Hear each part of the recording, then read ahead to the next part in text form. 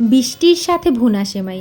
যেই দেখলাম যে বৃষ্টি পড়া শুরু করলো আর মাথায় চলে আসলো যে আজকে আমি নারিকেল দিয়ে ভুনা সেমাই তৈরি করব।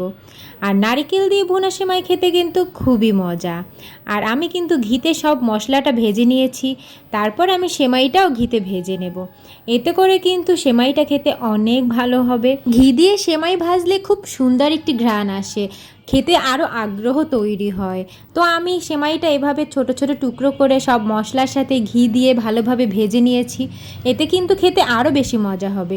এরপর আমি নারিকেলগুলো দিয়ে দিলাম, আর নারিকেল আমি একটু বেশিই দেই, এতে খেতে আরও বেশি টেস্ট হয়। এই সেমাইটা গরম গরম খেতে কিন্তু অনেক মজা। যেহেতু বাইরে বৃষ্টি পড়ছে আর আমি সেমাইও তৈরি করেছি, আর বৃষ্টির সাথে বসে বসে আমি এই সেমাইটা খাবো, খেতে কিন্তু অনেক ভালো লাগবে। এরপর আমি চিনি দিয়ে দিলাম পরিমাণ মতো। এরপর চিনিটা ভালোভাবে মিশিয়ে নেব। আর যে যেমন মিষ্টি খান সেভাবে ব্যবহার করতে পারেন।